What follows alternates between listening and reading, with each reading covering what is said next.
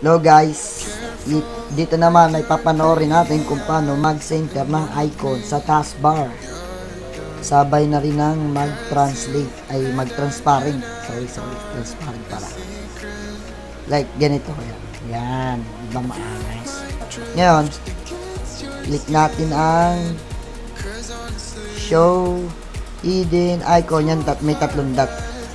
Then, ito yung ring meter, double click nyo lang. Nandito yan para tanggalin muna natin siya. I-unload muna natin yan. Para bumalik sa default. Yan yung natural na taskbar talaga. Ngayon, kung gusto nyo, kagaya kanina, yung nasa center at transparent yung taskbar ninyo, panoorin nyo tong video ko. Mabangis to. Basic lang to guys, basic. Ngayon, ganito. Ulitin natin. Click mo sa Google search bar in rain meter. Yan.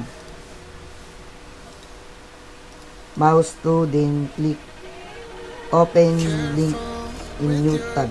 Yan. Click nyo yung download. Yan. Para ma-download natin. Download ko na sa kanina guys. Yan. Do-download ulit natin para this tutorial. Click mouse to open. Yan. Standard install recommended. Yan. Diyan lang. Tapos, click the next. Yun. Lalabas to. Then, click install. Yan. Yes. Click this. Yan. Finish na guys. Ngayon, itong taskbar center, taskbar icons, bibigay ko dun sa link description sa baba.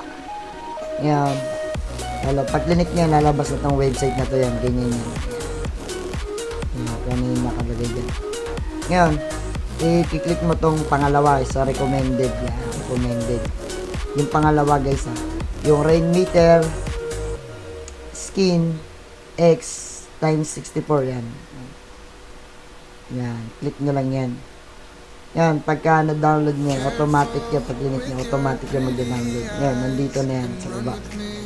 Click mouse to, then click yung open. Yun. Nakikita nyo dito yung sa baba yung install. Yan. Click nyo install. Yun. Yan. Mag-automatic na siyang lalabas. Automatic na siyang gigit na yan. Yes. Tingnan nyo. Angas, diba? Basic lang yan. Kaya nyo yan. Bye-bye!